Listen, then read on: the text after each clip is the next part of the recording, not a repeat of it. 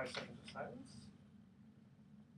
I'd already done the first 2 segments as just sort of a teaser, so now we're just getting right into it. Welcome back to Sports Econ 101. I'm Edward Brown, your host, along with Vern Glenn. And It's Bruce. on now. It's on now. All right. And Bruce McGowan. Good to be with you, Edward. Thank you very much. I'm glad you're back with us. Yes. We are in the studio here with Doug Hendrickson, who is a sports agent with the company Octagon. And Doug, give us an insight what it's like to be a sports agent. Well, it's almost like the movie Jerry Maguire, except instead of one client, you have I have 40. So it's you're everything. You're the father, you're the big brother, you're the mentor, you're the advisor, The babysitter. of these players and families. So instead of just it's one client times their wife and or girlfriend, and uncle, and father, and mother. So you're really trying to take them as a young athlete, young kid, to help develop in their whole life, whether it be advise on financial stuff, taxes, off the field, stuff with their wife and family, marketing, PR, post-career, all these different things into one. You're trying to really take them and educate them and get them through their career and into the post-career. Has any client ever said, "Show me the money"? Yeah. It's funny, after the movie, Vern, it happened all the time. It hasn't happened a whole lot anymore, but it did happen. It's popular refrain there. And do you actively go after athletes, or do they have to find you? Do you get referrals? How's that work? You know, most times, I mean, I normally sign 4 to 6 clients a year, and majority of them are, I'm going after them. I'll get a few players every year that'll come with me from, a former player that at their school or a different referral. But usually it's a cold call, or at schools I've been there for a long time. It's the relationships, but most of them are picking up the phone, telling who I am, who the company is, and starting the process of usually 5 to 6 months as far as recruiting. And then, guys like, I guess, Lee Steinberg, he's like the famous one, right? When you're coming at people, how much do you have to tell them, hey, this is who I represent? I guess that's a big thing, is to say, this is who's already in my portfolio. I mean, how do you even start then? Usually it's honestly, it's kind of an initial cold call. You call the kid up, tell them who you are, who you represent. Then I'll send them out materials on myself and the company. And that usually gets you in the door in the final 3 on almost any top kid. But then the work begins. It's relationship, it's trust, it's how we can do a better job and add more value than other firms can add, and why. And so it's a dogfight for the top guys, because there's a lot of top firms out there. So initially the name and what you've done will get you in the door, probably finals 2 or 3 on most kids. But then the really work begins in regards to selling them and letting them feel good about who you are and what you've done. Well, there was an article in the Chronicle last month, and I thought it was really interesting about Justin Tuck. Oh, the Giants. Yeah. And many people obviously haven't, because it's a national show, they haven't read that article, so they may not know. Could you get into that? Because it's an interesting story. Yeah, it's funny. I met Justin out in, my partner and I did out in Notre Dame when he was a junior, and had a really good meeting at the dorm, and I knew this kid was special. I mean, he was kind of, the kids were around him, he just had that aura about him, he was going to be something special. And he said, hey, I like you a lot, but I need you to come out and meet the family. Of course. So he said he's from a town called Kellyton, Alabama. I Googled it, it's like 104 people. And come to find out of the 104, I think 90 were Tucks. And we should just change the name of this. The state. It's called Tuckville. Yeah, so exactly. I get out there, and it's all dirt roads. He said, look, call me when you get to the gas station. I'll come get you because you won't find my place. So go to his house and get there, and there's probably 15 people in the room, and all big, 6'5", 300-pound guys. It was his uncles, his father, and his grandfather. And his grandfather just told me a story how he hit a cow with his hand and knocked the cow out during a farming thing. And he lifted a car up with his bare hands. So I'm thinking to myself, okay, I haven't even started my spiel yet, so I'm in trouble here if this doesn't go well. And if the kid didn't want to sign, you can always get the grandfather to sign. Exactly. But ended up having a great meeting, and it went really well. And he said, hey, you're my guy. And now that's been 9 years ago, and he's done okay for himself. And any siblings? Unfortunately for Justin, no. He's got 6 sisters. Oh. But, I bet some of them could probably play. Get one in the WNBA or something. Yeah. I got to ask you, you got the Trifona brothers, Marcus up in Seattle, and the new guy who's a first-round pick from Atlanta. How did you get acquainted with them? Because once you got the first one, I would think it would make it a little easier to get the second and the third one. But you told me a story before the show about them and a little bit about how you met them. I guess the first one was just getting into the pros, and the others were Just kids, I guess, huh? Yeah, so I cold called Marcus 11 years ago and had a good conversation. He said, "Look, I met with him once, and he said you got to come meet Mom and Dad." And went to Tacoma where he's from, and basically never forget Desmond, who's now was a first round pick of the Falcons, was there, and Isaiah was there. He was still in high school, and ended up signing Marcus, and his dad ended up taking all of them out and raced them in a 40 in the driveway in Tacoma, and the dad ended up winning. But from Marcus is great. So Marcus is a first-round pick, played a long time in Seattle, now he's in Jacksonville, and then from him, and did a great job and got the brother Isaiah, who's now with the Jets, and then Desmond, the first-round pick this year. So it's been a great run with the Trufants. I'm just mad there's no more kids. Yeah. Well, that's the thing. See, there you didn't have to cold call anymore in there. You just you had one, and you get the sibling. Well, it's funny. This year I called up Connie before the season, and when Desmond was there, I go, I don't have to come and present, do I? I have them, right? And she said, yeah, you've done well enough. You got them. I would think with mushroom too. I mean, obviously, the more people you get, as long as you can pay attention to them and they don't slip through the cracks. Doesn't sound like you're that type of guy. That you just be able to just steamroll it. Yeah, and for me now, it's when I first started, it was all about look. If a guy was breathing, I would take him. Sure, I wanted him, right? Yeah. Now you want guys that are going to make your hair not fall out as quickly and grow gray as well. But you want guys that get it and want to look toward the future and want to really take advantage of what we can offer them. Because I always tell the players, I say, listen, we as agents have to give you as much, if not more, than you're giving us. And I truly believe that. So if you have a top player, you're not giving them a lot in return, I'm not doing my job. And so I feel like we have a lot to offer. We do great things, and I'm a big believer in that, so it's worked out well. Do you give them mental health tests? Because some of these guys are head cases. And that could, like you say, could really tear your hair out. No, it's tough. I mean, but these guys go through a whole ebb of changes more than anybody early in their career, whether when you're 21 and starting out in a career, let's say Oracle or Salesforce or Intel or Facebook, you don't go through what these guys go through.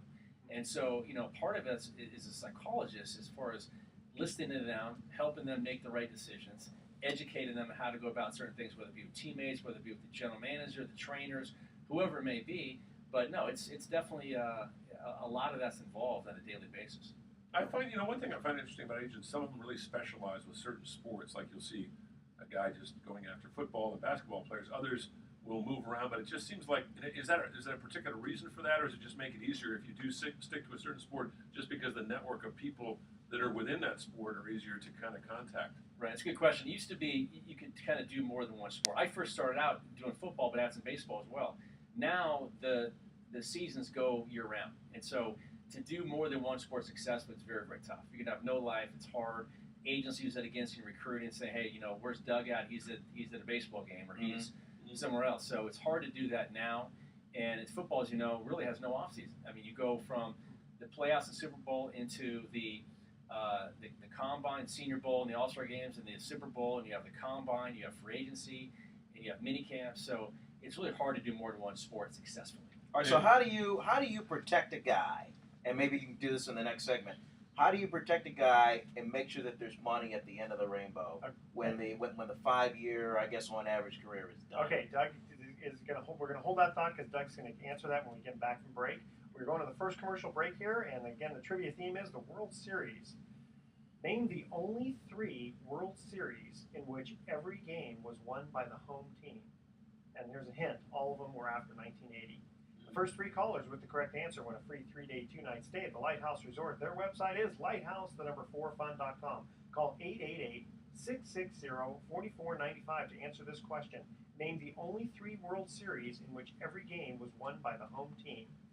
And a hint again is all the World Series were after 1980. And again, our phone number is 888-660-4495. Make sure to include your name, your email address. Speak slowly, please, when you call, and spell out your email one letter at a time. Don't touch that dial, because when we come back, Doug is going to be back with us answering questions about what it's like to be a sports agent. You're listening to Sports Econ 101. Good. All right. Good first segment. Yeah, man. There. Quick. Where's home for you? Are you still in the city? Marin. Oh, you're in Mill Valley. Oh, okay. Good. I started dating a young lady from Mill Valley, and she later became my wife. We moved to Sausalito mid-90s. Got married, started having kids. Where do your kids go to school? Oldest one goes to TAM. Okay. Middle one goes to Mill Valley Middle. Youngest one goes to one of the elementary schools in Mill Valley. Okay. Strawberry Point.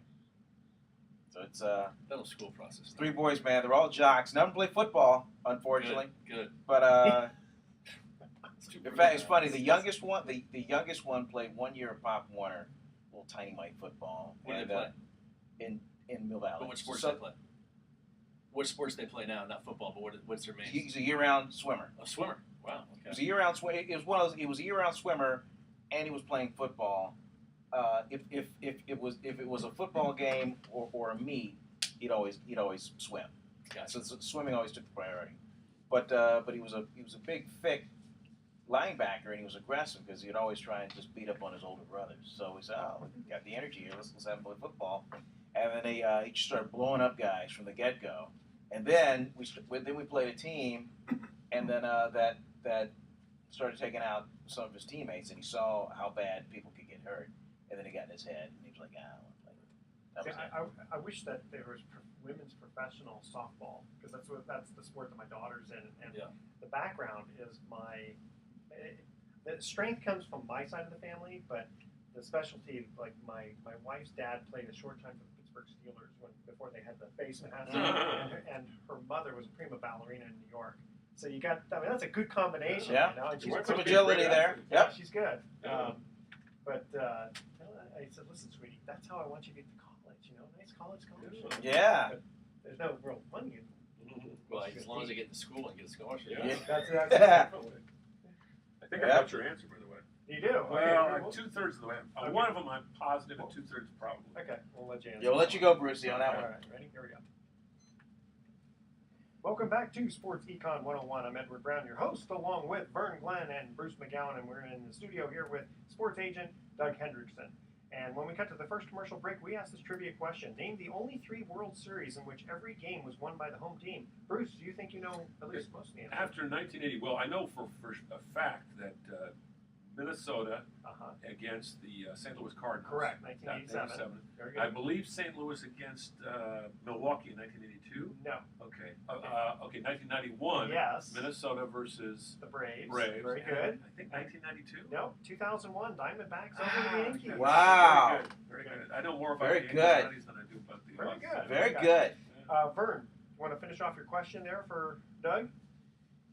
Yeah, Doug, yeah. We were talking about that before the break. How do you help these guys ensure that there's a sack full of money there at the end of the rainbow when their career is either cut short or when it's over? Well, that's a great question, Vern. That is the single most difficult thing of my job. And as an agent, I don't handle the money. We advise, we can help out, and all that. So you can lead them to water, but Yes. but they gotta drink it right. Yeah, and unfortunately, here's so many horror stories. I mean, you just probably read an article. Terrell Owens sued his agent for basically fraud and deceit, and for helping him, pushing him to a financial advisor who was a complete scumbag, and is suing for $6.5 million because he trusted his agent to help him find somebody, and the guy he chose was a guy that Rosenhaus would get kickbacks from, and a lot of things. It's going to be an ugly situation, but first thing I try to do is make sure, number one, that all these guys are with a big platform of a company, whether it be Goldman Sachs, Morgan Stanley, UBS, something like that. Because if the advisor, you gotta protect yourself. if the advisor is doing something fraudulent, that money is going to be back in the account immediately, versus an independent person or independent firm. So I first make sure that they're with an established firm, so they're protecting the money part of it. Second of all, I look at these guys' statements every month to find out what they're doing, where they're at with their budget, making sure that they're staying intact, making sure the little things are done the right, making sure that the right umbrella policies are handled, the right car insurance. Most importantly, making sure that their debts are paid off and they're done playing. Most players, the problem they have is that when they're done playing sports, they still have $20,000, $30,000 a month in bills or higher, and the debts aren't paid off, with no income stream coming in. So, try to make sure that everything's paid off so when they're done playing, they have no debts, they got money in the bank, and they can live that way. Make sure prenups are done with wives. Oh my God! I didn't even think about that. Oh Lord! Which is a killer. I mean, and unfortunately, the stat is 68% of these guys are bankrupt or divorced 3 years after they're done playing football or basketball or baseball. And so, I stay on these guys. My wife's in the hedge fund world, so I see that side of things. So I try to bring the people that I'm associated with in with these guys' lives and educate and making sure that these guys don't become a statistic. But that is the hardest thing to do on a daily basis. But what about the challenges, Doug? Because I mean, we're all a product of our environment, right? So I mean, here you come along. You know, you've sold yourself on the parents. You've signed this guy. They're having a great career, but then there's their homeboys. You know, hey man, let's get some Cristal. hey man, hey, I earned it. yeah, hey, let's get that Bentley, man. Hey man, you the man. How do you? Yeah, Vern, how many Bentleys do you own? I know. I mean, you must, pull your hair out when you see this guy because these guys are around for as long as the money's around, right? Oh yeah, no, that's the hardest part. I mean, look, I have a lot of family members that don't like me. I have a lot of their boys that don't like me, girlfriends. I've had to tell 2 clients, wives or girlfriends that they need a prenup. And I said, look, you don't want to invite me to the wedding, I'm fine, but as long as you got it, I'm okay. But, the problem is you can't go back. And one of my clients, Lamar Woodley, is one of the highest paid players in the NFL, linebacker, Steelers. He got kind of called out by his crew at some point. He said, look, man, I can't come back here to Saginaw and do what you guys are doing. I got the Roonies who are writing me checks, large ones, every other week. Right. I can't come back and do what I used to do. I'm sorry.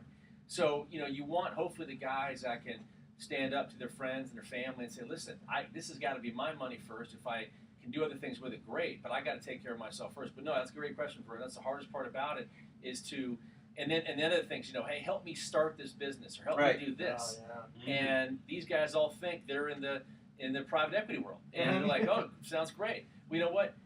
You ask the people at KKR, 99 out of 100 deals they'll turn down. Sure. So now these athletes get 10 in a week. Oh, they're all great.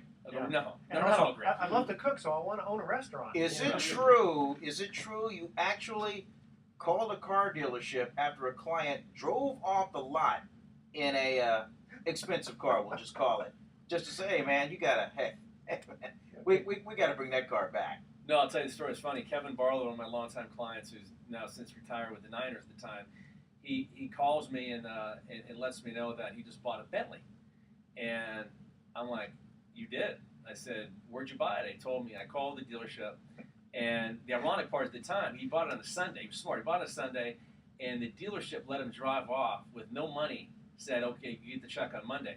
I called the dealer. I said, you know what? That car will be back in basically in 1 hour. You're taking this thing back.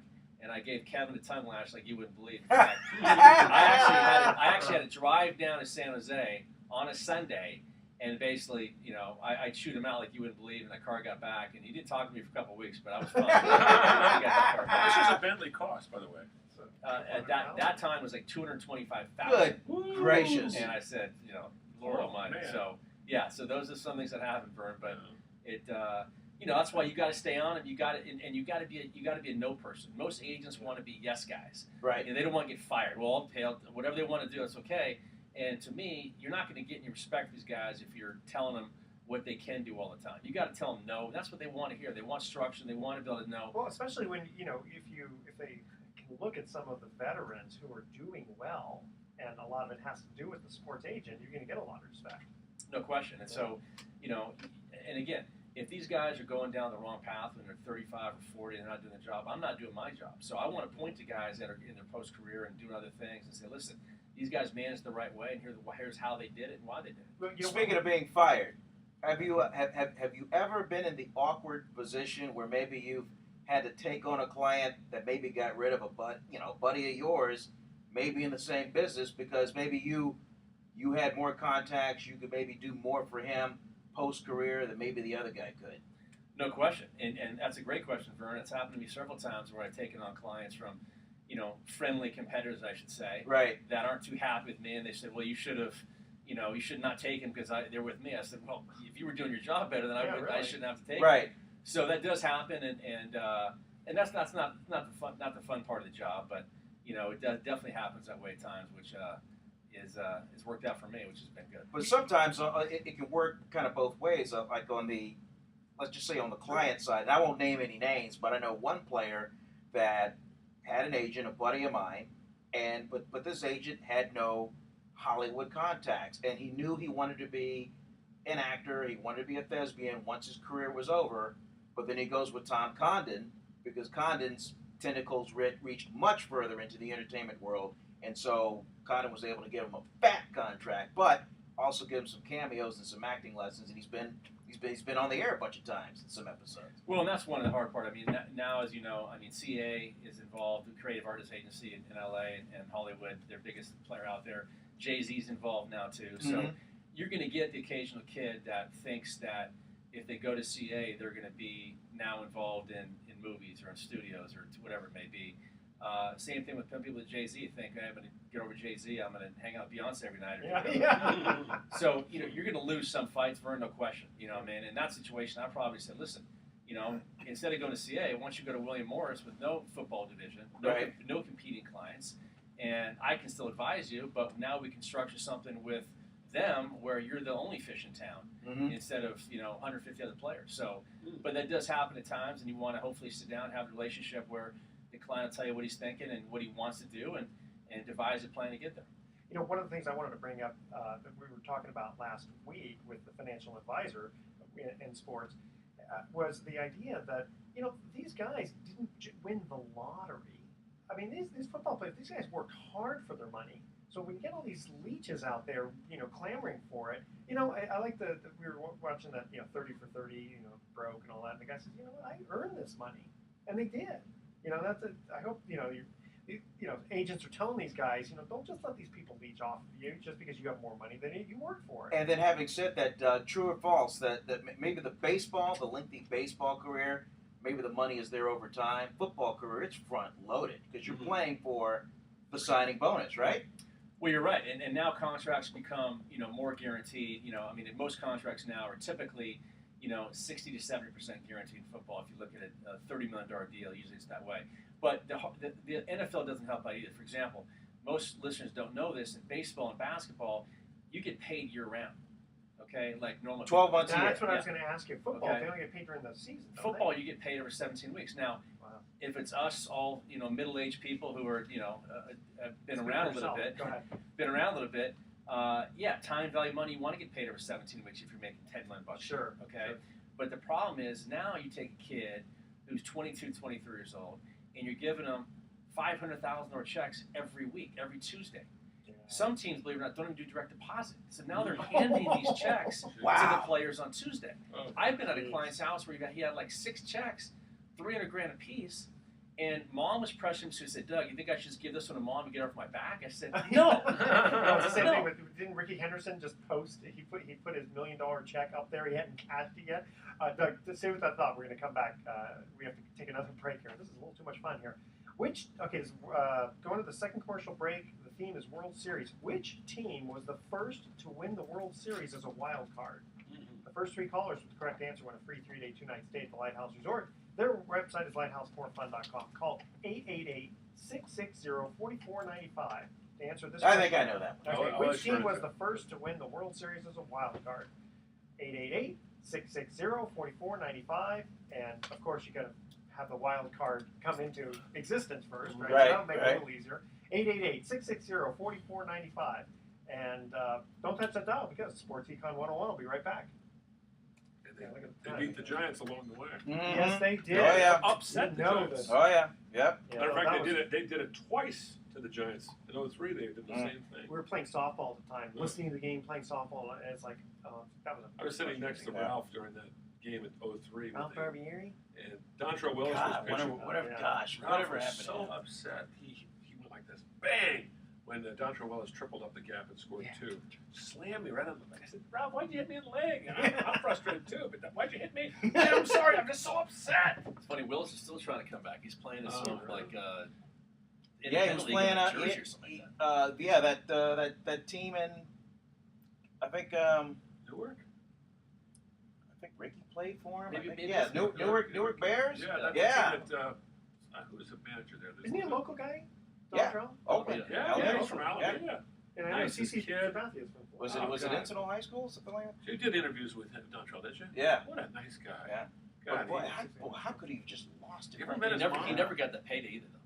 Yeah. I mean, he was on the verge. He was on the cusp right. of some fat money. I think he saved his money, though. I don't think he's Frederick all the way, luckily, because just him and his mom. Wow. And he wasn't the kind of guy that had that crew hanging out with There's him. all this good stuff I want to cover too. You know. I know. Oh, yeah. Yeah. I was going to think I was going to ask. You could talk about. Oh, and you so know, the you know whole Bob thing about Myers? Yeah. Now that's a guy that's seen it. He's seen it from both sides. Yeah. He was know, an so- agent, so- and now he's So I represent Mike Smith, Marvin Lewis, and Thomas Dimitrov, the GM of the Falcons. And Okay. So seeing that side too is interesting. So I think Bob did the smart thing by getting in the. Well, that's The one of the GM questions business? I was going to ask you because you represent non-athletes, right? I What mean, happened like, was when I was a struggling agent trying to find my way, trying all this, going all across the schools. Thomas Dimitrov was a low-level scout, and he was in his VW van on the road 300 days a year, and we struck up a really good friendship. And he said, "Hey, at some point when I'm ever GM, I'm gonna have you represent me." I'm going, "Yeah, okay, sure. Let's just try to find the next meal." Yeah. And then when he was with the Patriots, he was getting a couple sniffs, and then he called me and said, "Hey, man, I think Atlanta's gonna offer me the job." I said, "Wow." And then so then he said, "Will you represent me?" And next thing you know, Arthur Blank calls and working Damn. on I mean, his how many first contract. GMs? How many GMs? It was funny.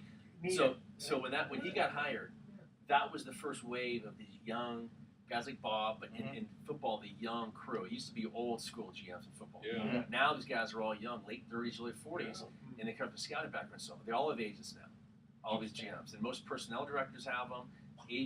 All the GMs have them. All the coaches do and all that stuff as well. So then from Thomas, it led to Mike Smith and it led to Marvin Lewis. And so I'm not looking for them. I wonder what the But owners just do. kinda- They go, another agent to represent Right, the right. secretary. I just I'm It's trying to funny. think of agents that became general managers outside of Jeff Moorhead. Is there anybody else that's done that? Well, Bob Myers Okay. from the Warriors, Right. and I from said the agent Bob, side, yeah. and then And Bob.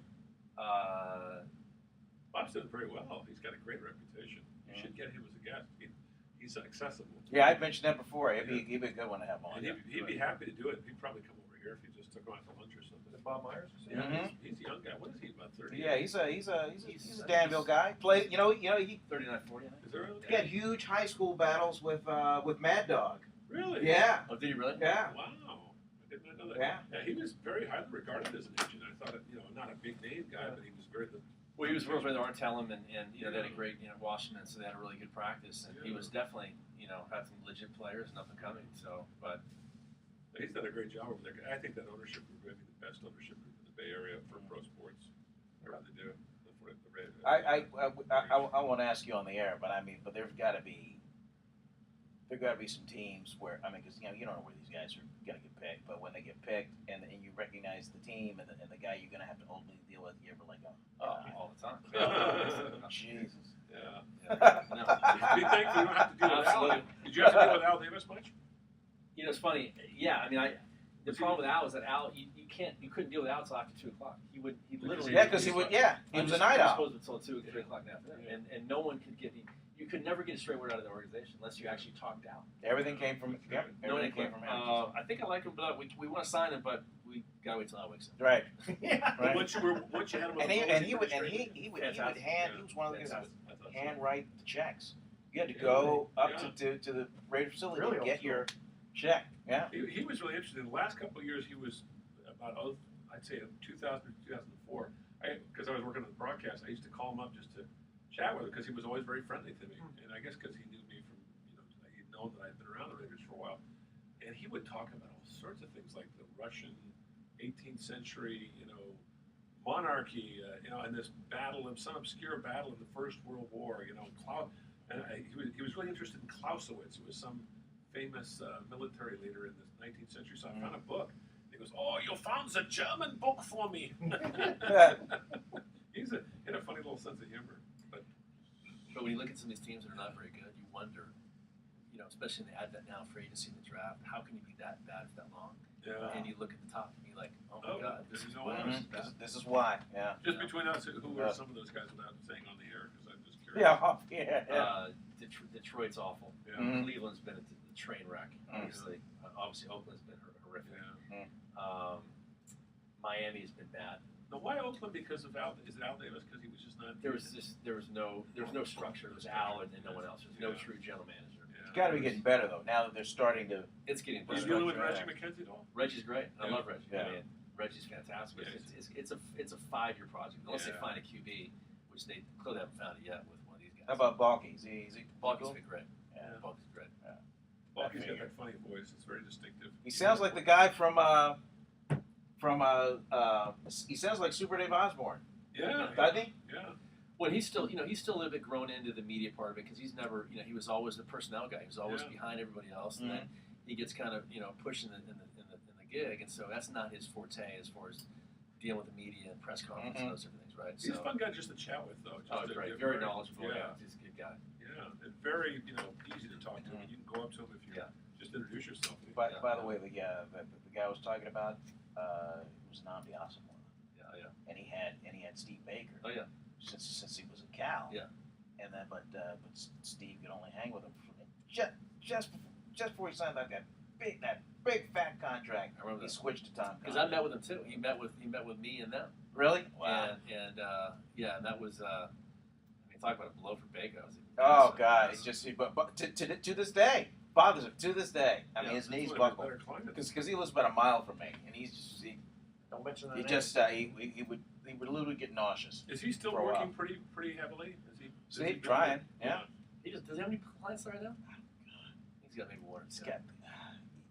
Like it's funny. He like lucked a out a lot. handful I of shouldn't say linemen. lucked out. He had lucked out a lot of local guys. Never really left here, and had some guys, and then obviously Garcia was a huge win. He had that linebacker from the Redskins. That's how he built his house on Hillside. Ken Harvey. Yep, had him. Former Cal guy. Yeah. Then he had who was that lineman for the Colts for years? Glenn. Tar Glenn. Tar Former Glenn. Cal guy. But after that, just has not been. Do you know that Cal has 40 guys in the NFL camps this year? 40. Wow. I got about 12 of them. I know they're great. They got. I mean, it's amazing. Why aren't they a better team with all these great players? You know why? I have no idea, man. Well, you know why? Yeah. Exactly. I'm still scratching my head on how Stanford can go out and get these valedictorians and salutatorians that are also top-notch football players. I mean, these are like 3, 4, and 5-star kids. For 3 or 4 years in a row. Unbelievable. Yeah.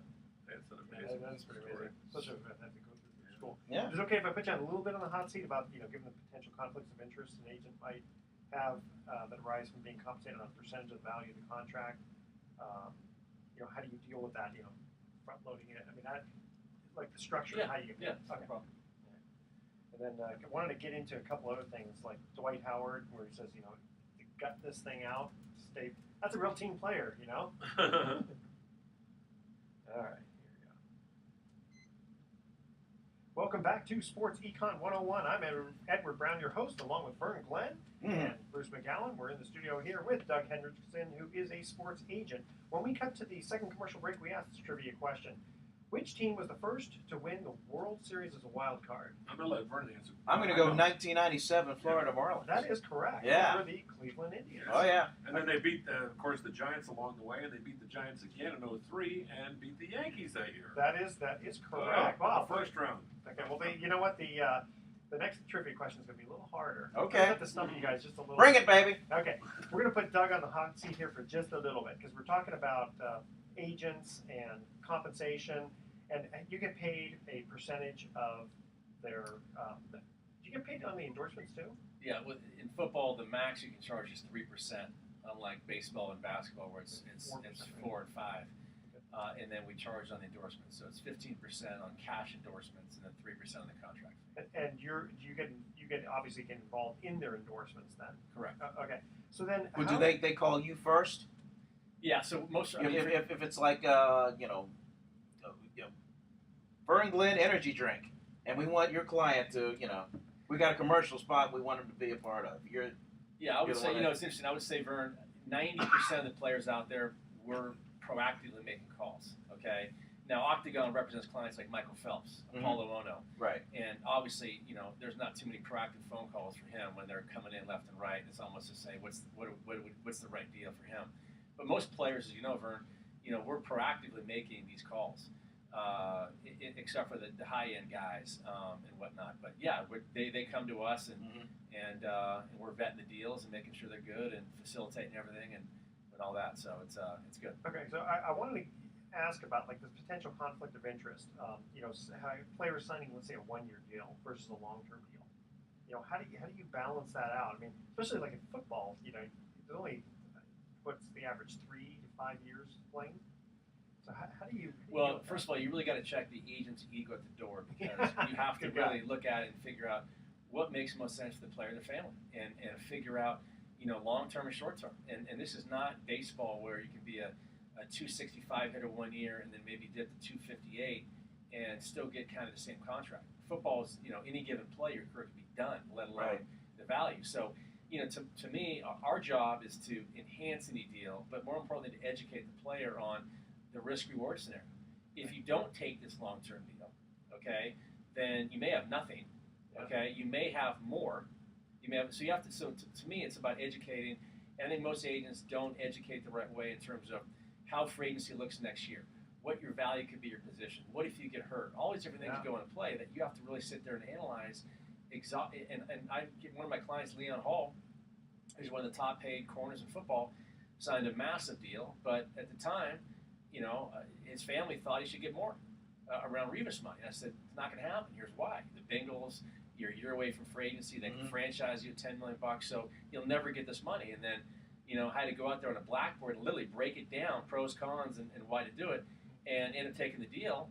And 8 weeks later, tears his Achilles. Ooh, and it's a guaranteed contract. And so instead of getting instead of playing a 1-year deal for maybe $2 million next year, he got $28 million guaranteed. Speaking of deals, in the case of, say, I'll just say, since it's kind of like the big topical thing, at least around here, Colt McCoy restructures his contract with the 49ers. Some say, wow, if he didn't restructure his deal, he might not even be a 49er. But because he does it, it makes it more affordable for the team to keep him, or shop him around. They ended up, keeping him. He's the solid number 2 quarterback. That was maybe a smart move on his part. You buying that? Yeah, because, well, first of all, the agent wouldn't have restructured it unless he knew there was no market for him. So immediately what happens is the agent hears we want to restructure, gets on the phone with every team that needs a QB. Would you take Colt for this money if he was cut? And the answer, I'm sure, from every team was no. And so, Colt, you want a job with the Niners for $1 million for whatever he's making, or do you want no job? He said, I want the job. So that's how that happened. But yeah, smart move on the player's smart move on the agent's part. It's a bummer because obviously, as an agent, you want the team hopefully not to do that because obviously they know what the deal is. They know no one's going to want them. Well, plus some of these guys too, you got to figure, how much of it is the money side of it versus, if I go to this team, I can actually play versus be a third string quarterback. Well, I think in the case of Colt, though, he had been through 2 teams. The Niners was his 3rd team, and it's just funny how things. I'd love to be a fly on the wall when these decisions were made because when we woke up the morning of the Vikings game, it was as if he was going to be dealt. He was trade bait. It was all getting, and then, wow, at the end of the game, Harbaugh's like, "Hey, he's my solid number 2. He had a great week of practice. And then he started going to the whole Harbaughisms, mighty men, humble hearts, and all that kind of stuff. Humble hearts. Oh yeah, there's mind games for it. Look, I mean, the teams in the company a lot of times say, hey, we need to know right away if you want this or not. If you don't, we got another guy waiting. And then you're right. Then you do something the next day. Oh, the guy's the greatest QB in the world. It's like, like what? And it's Friday morning. Thursday, it's like this guy was horrific, and you couldn't even start on the high school team. Now he's the greatest QB in the world. Oh man! I want to ask you a little more sophisticated question here. Which, by the way, I want to give a little plug. Mike Zadlin, my office roommate next door, is a financial advisor, and so he and I were talking Love Sports, and he gave me a bunch of these questions. So thank you, Mike, for that. When you're talking with these athletes, if they get let's say Texas, okay, Dallas Cowboys want them. There's no state income tax, and half of the income would be earned there, and then half. We talked about this before. They're going to pay taxes in every state that they play where there's an income tax. I mean, you got to figure that's got to be part of the money situation because figured here a $30 million contract from the Cowboys is going to put an extra $1.5 million in the client's pocket versus a $30 million contract from, let's say, the Chargers or Niners. I bet most of your clients don't even know they got to pay taxes in all the states they play. Well, you know what? As rookies, they have no clue, and I don't think they even know the Fed takes money initially either. They get the first check like, who's FICA? It was my check was for hey $4 man, million, who's this guy FICA, man? Every year rookie call me and say, Doug, let's say the check is for $4 million. Well, it's only 2.6. I go, okay, and then like, well, it's not. Can you call the team? I said, but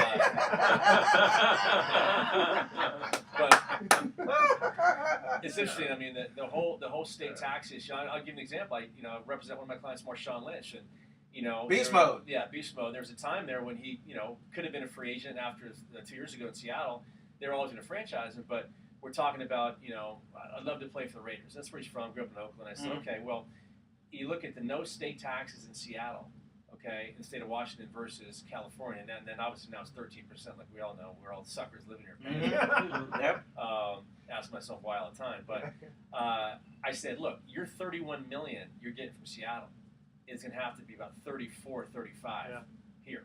Okay, it's a significant increase, and so that's real money on an annual basis. So, so as an agent, you look at that all around. And teams are doing a better job, too, of now selling in free agency as far as, look, come to Miami, come to Tampa, come to Tennessee, wherever with no state taxes. So I think in the long run, it will hurt some teams, especially in California, with the exorbitant taxes that are here, that if you really put pen to paper and look at it and analyze the deals together, and if they're relatively similar, look, it's hard to choose somewhere else if the money's the same. And how much of that do you have to be versed on versus having a team of people? Because you obviously have – like you said, financial advisors. You're not going to just pick some Joe Blow who seems to know what he's talking about. You talk to say Goldman Sachs and all these companies, which I don't know what they know about like insurance, but how much of that do you have to read up on? A lot, and one of the things we do is, to me, one of the most important decisions a player makes after the agent is the accountant as well as the financial advisor. I like to have them separate, checks and balance, have them separate, but. The accountant comes into play a lot for us in contract negotiations. I mean, I'll give you an example. I have Deion Jordan. I have Deion Jordan went number 3 this year, and as a large firm that we are, we're able to do what's right for the player. If you're an independent agent and a player gets $10 million in 2013, that independent agent is going to want his fee now. We're able to say, listen, if it's better to pay in 2014, defer that money to 14 for tax reasons, our fee, then that's fine. So I'll work with the accountant to find out how is the player going to save his money. Is it best to pay in 14? Is it best to pay early? What's the right way to go? And give the client an educated answer in terms of what's best. I don't know if you guys remember this, but Pete Rose tried to do this many years ago when he was playing, where he wanted to be an independent contractor rather than an employee of the organization. And the thing is, he couldn't assign the contract because you can't just put Edward Brown in to play instead of Pete Rose. So there's all these little rules and taxes and stuff. It's just incredible. You ever roll your eyes listening to talk radio when they fan X calls and goes, they need to go out and sign so you're saying to yourself, that team's got dead money, they can't afford it. No, all the time. And I mean, it's funny listening to these fans because it's great. I mean, obviously it pays my salary, it pays the bills of having crazy fans, but I mean, some of these fans, I remember I was at a game like last year, I never forget, a playoff game, and these fans were fighting, they were upset, and I said, you know what? I go, you care more than the players care. I mean, these players are That's true. I go, let it go, man. I told you the story about Ralph Barbieri, my old colleague at KNBR. Ralph was the hardest core Giant fan I ever met. And during a game once in a playoff series down in Miami, he literally slammed his fist against my leg in frustration when Dontrell Willis tripled in 2 runs. I said, Ralph, what are you doing? I go, we're losing the game, darn it. I said, Ralph, don't make a big deal. It's just baseball. Well, that's what I wonder. It's like, Giants fans, hate the Dodgers, right? I wonder the players don't hate players. No, they don't. And it was funny. We're all Bay Area guys. I love all the Bay Area teams. I mean, you're from here, right? I mean, I want them all to do well. The more they do well, we all do well. I mean, so it's like I'm a Niner fan, hate the Raiders, right? Nah, I hate that. I'm just like them all. Or Cal Stanford, maybe I can understand to a degree if you went to one of the college schools. is a little different. But still, I don't know about you. I like to see them both win. Yeah, but you ever hear an outrageous deal and you scratch your head going, God, I don't know what, man, how in the world did he get that? All the time. I don't want to name someone, but there's some deals I'm thinking to myself, what is going on here? I mean, you got to be kidding me. You probably have a figure in your mind about you probably have an idea of maybe the worst contract you've ever seen, heard, or know of. What was the worst contract you've ever seen or heard? Can you bear it all? Obviously, without naming names. Maybe a team just threw some money at the guy, and maybe they're still. Maybe he's been retired 15 years and they're still paying him. Yeah, I mean, obviously, I think in football there's not as many as in baseball and basketball. There's a lot in those sports, as you know. I'll think about football. The few I think the worst. I mean, obviously Albert Hainsworth comes to mind as one of the most horrific contracts. Wow. Yeah. How about Jamarcus Russell? Well, that was a rookie, so you had to Yeah. pay him that, Yeah. you know. But some free agent deals where you have an owner that is desperate to win, you have a young general manager, you have a young head coach, and they're just going to spend money to spend it. You could argue back in the day that the Nate Clements deal the Niners gave was a horrific deal the Niners did. Now, I think it put them on the map to entice other players, but at the time, that was a big deal and huge money for a player that some didn't think was worth it. Yeah, how about two number ones getting swapped between the 49ers and the Chiefs? Dawson for A.J. Jenkins. Is it our POS for your POS, but we don't want to look bad? What that means is both teams made a mistake. And Yeah. Okay, And hey it's, guys, it's easier to cut their guy instead of cut your own guy. Correct. Exactly. Okay, we're going to cut to our third and final commercial break. When we come back, I want to talk just a little bit about Dwight Howard because he says, gut this thing out, and want to talk, because there's a little bit of the sports agent thing can get thrown in there too. Okay, name the only National and American League teams to ever get swept in the World Series after sweeping their opponents in the League Championship Series. The first three callers with the correct answer won a free 3-day, 2-night stay at the Lighthouse Resort. Call 888-660-4495 to answer this question. Name the only National and American League teams to ever get swept in the World Series after sweeping their opponents in the League Championship Series. Kind of a fun question. Make sure to include your name, your email address. Speak slowly. Spell out your email one letter at a time. Don't touch that dial because Sports Econ 101 will be right back with some closing comments and also talk about Dwight Howard and what he said. God, you got to think of who got swept. I think Will was the Yankees.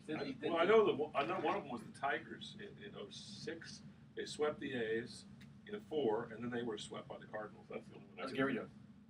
I'm trying to remember. He's fine. I mean, we talk about once a month because I've been at Channel 5 for the last year and Oh, that's change. right. You're right. Okay. How's it working out for you, Bert? Good, yeah. So far, so good. I've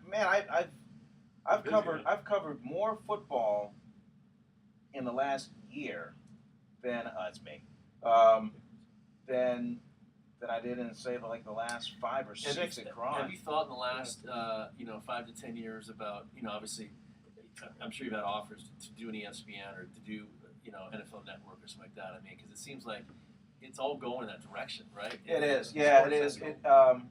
But then again, you have a great niche here, and so it's like it's a great situation. Well, I had a conversation with a buddy of mine about this very thing because I had a chance to go to Chicago, I had a chance to go to Tampa, and the guy said, "Hey man, just do your due diligence before you make a move like that. You got to think, you have to think about the equity that you have in the market, and then if you take that next leap of faith, you're starting all over again, right. and your act here might not work in No, you're right. Chicago. So And to there's be no honest, loyalty. There's no loyalty. football, There's no, really. I remember a Yeah, classic all example over that we had a the guy when I was in Seattle named Bruce King. He was up there for 24 years on TV. He was like an institution.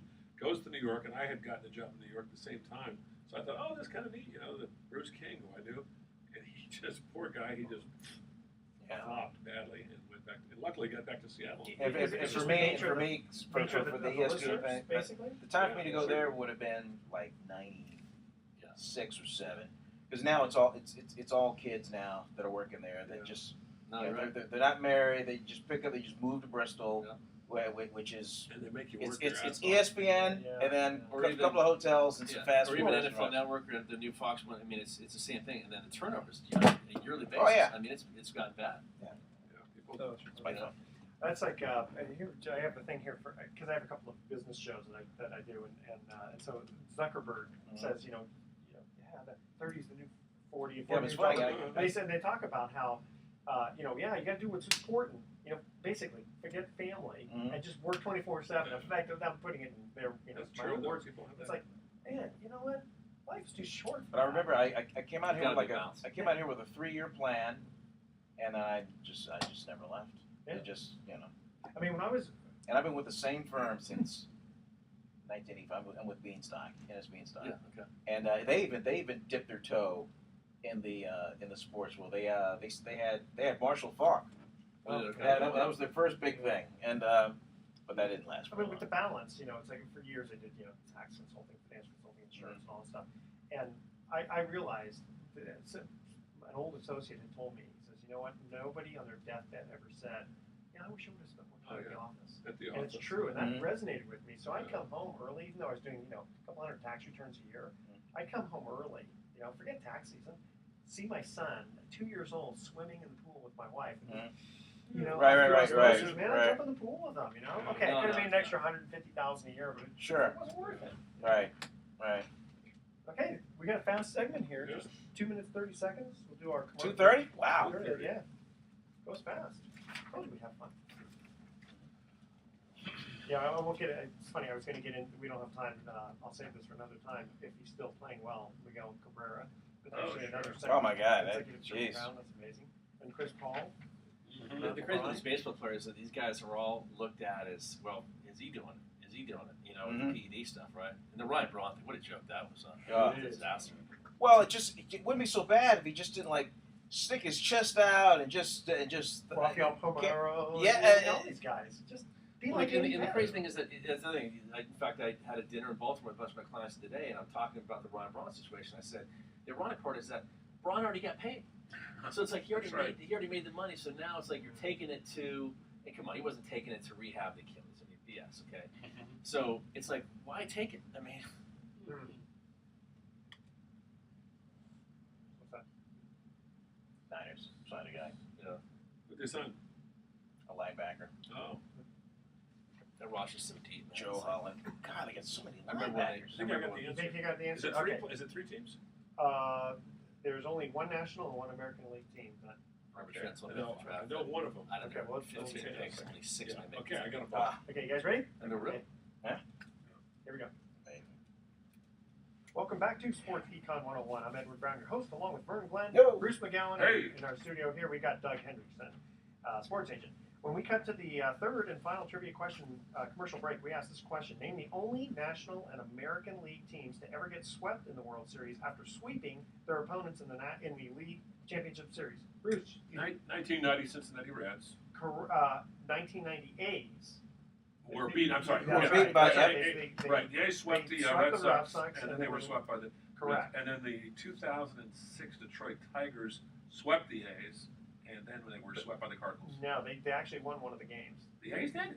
No, the Cardinals had, or excuse me, Detroit had won. Is that right? Yeah, Okay, I thought they but swept. you're close in the years. Okay. The 2007 Rockies Oh, were swept right. by Red Sox, but they That's swept the Diamondbacks. Oh. Okay, change the subject here for just a minute here. Okay, Dwight Howard was quoted as saying something along the lines of he's going to gut this thing out by staying with the Lakers for one more year. And apparently he was asking for Kobe to get traded and Coach D'Antoni to get fired.